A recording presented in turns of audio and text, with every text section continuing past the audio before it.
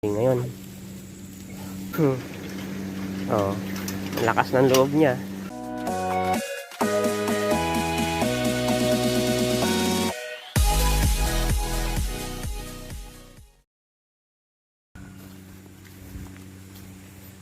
Blessed Sunday morning.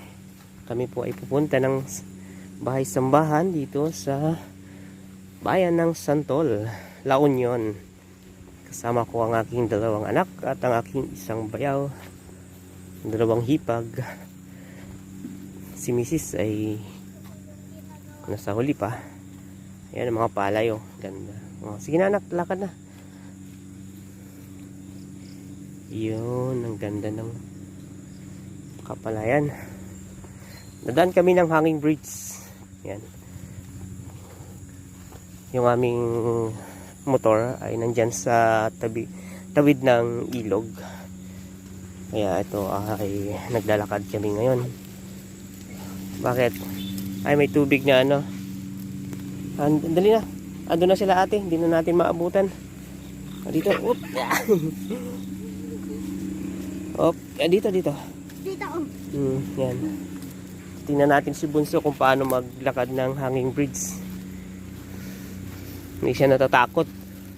Si ate nakatawid na. Nandun na. Hindi na natin naabutan. Ay, andun. Andiyan pa pala si ate. You know. Oh. Yan. Guys. Ano, natatakot ka?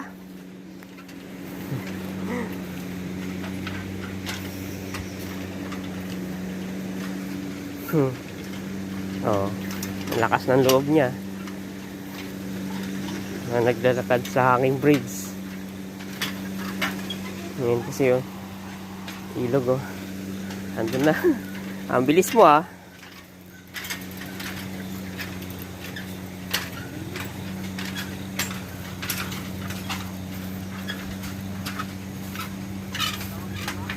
No.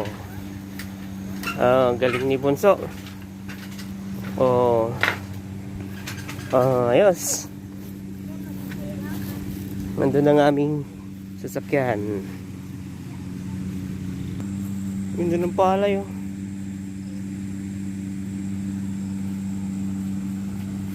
Punta na doon dali. Ganda ng palay no.